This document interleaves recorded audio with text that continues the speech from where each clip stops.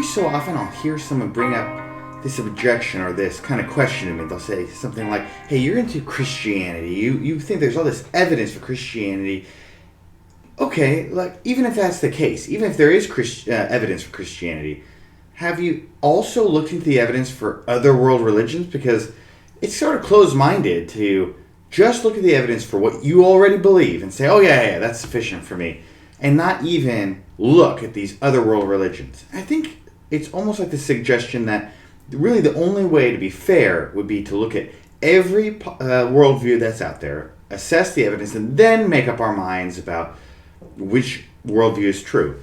I see where people are coming from. This is this idea that we want to be fair about the evidence. And if there's evidence for Christianity, that's great, but we don't want to look at what supports my view. You know, I'm a Christian, so I don't want to look at just what supports what I believe, but shouldn't I also look at evidence for other worldviews, not just even against for what I believe and against what I believe, but for other worldviews? Is there positive evidence for these other religions? Now, this is a daunting task if we really think about it.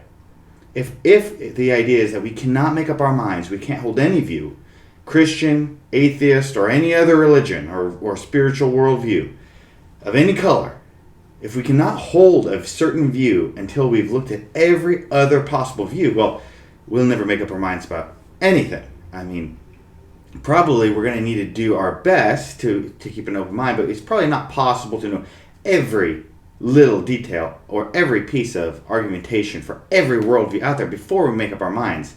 I would kind of suggest that maybe we should hold to a view based on what we know now, but then continue our investigation into these other, I want to still be, while I'm a Christian, I want to still be open-minded to hear what someone else has to say. I'll hear their evidence for their worldview, for their religion, even while I hold my Christianity. And I think if it warranted it, then maybe I can move from my position to theirs.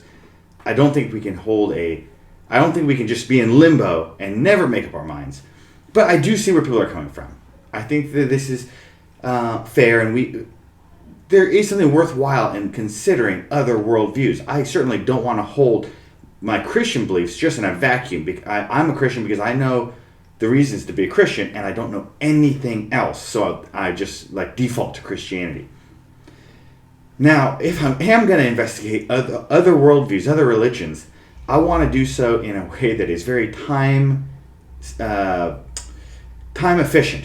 I want to make sure that I'm asking good questions so that I don't waste too much time, because I got a lot of world religions that I would need to go through. So are there certain questions we could ask? I think there are certain questions that are common to many worldviews that if we can ask and answer these questions, it'll kind of settle for us. Now, in a previous video, I kind of talked about this with questions about does God exist and what does the evidence for God say about him.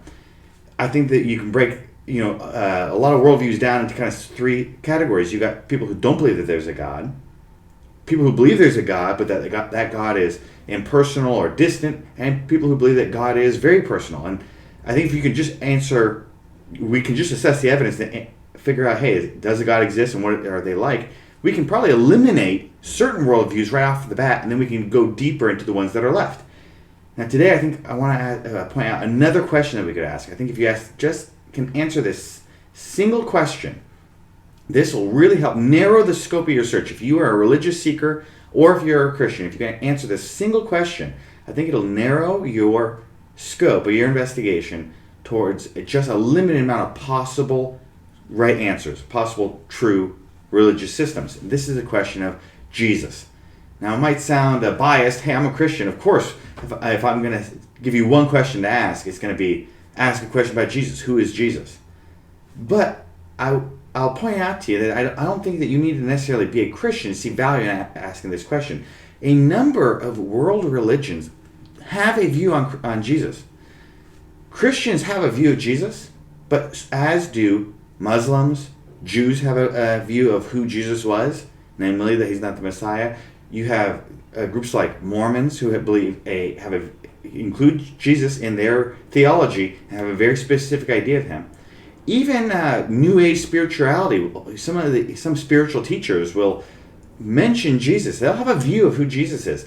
Even religions that pre-existed Jesus, like Hinduism, modern teachers, leaders within that religious tradition, after the time of Jesus, will talk about Jesus and what their view of Jesus is, even within this other religion.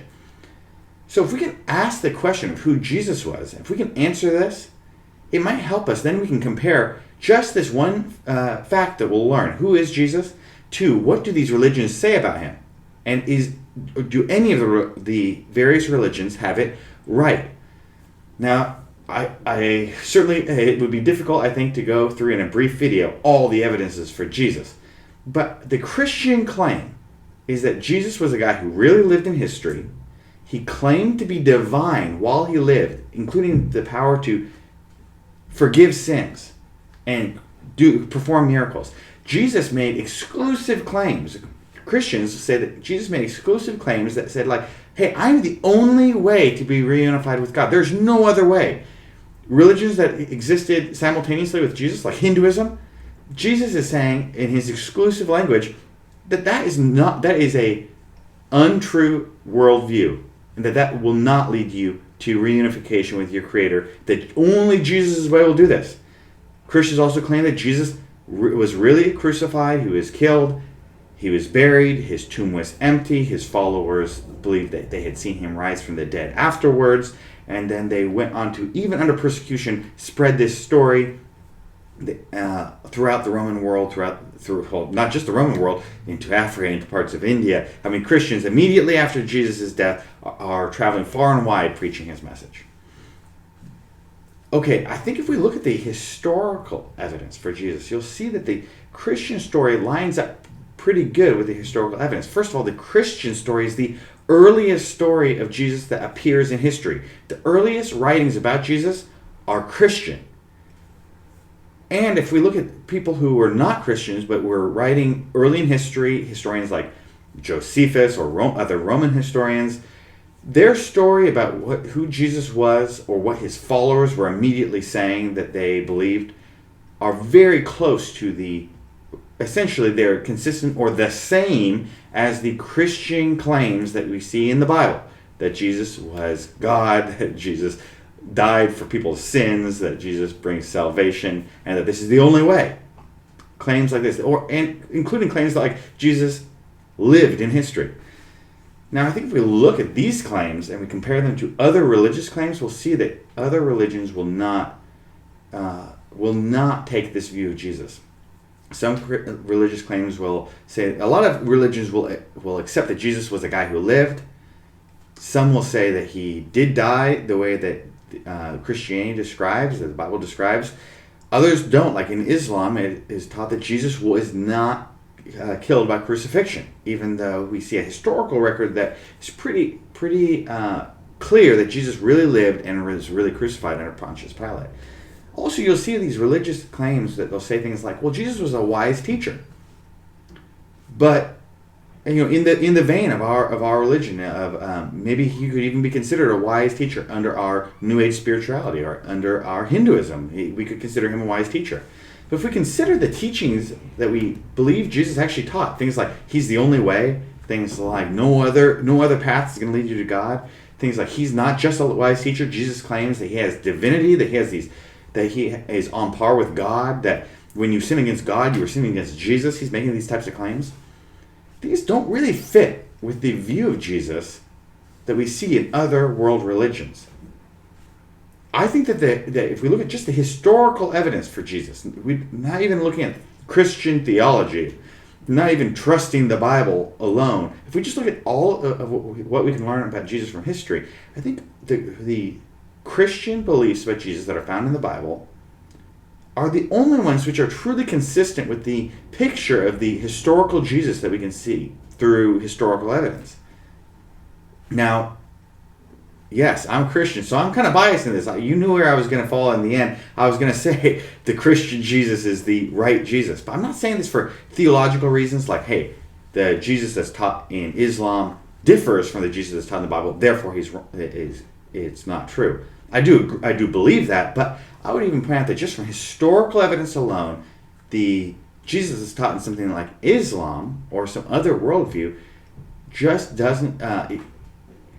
Those worldviews do not support the what we know from history. They don't agree with what we know from history. So I'm skeptical of these other religious beliefs. At the very least, if there's no other takeaway from this, even if you're not a Christian, I think we could agree that asking this question, who was Jesus? What was he about? What did he do in real life? What did he say? What was the purpose of his teachings?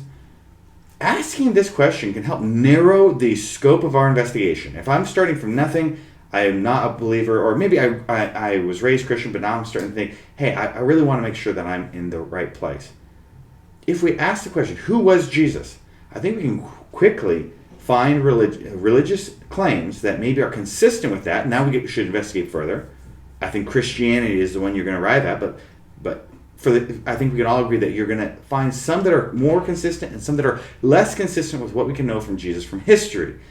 The ones that are not consistent, we can ignore these because we now have a religious system that's making a historical claim that we know is not true. Okay, beautiful. We can move past that. We can focus the time and our energy on the worldviews that best answer this question.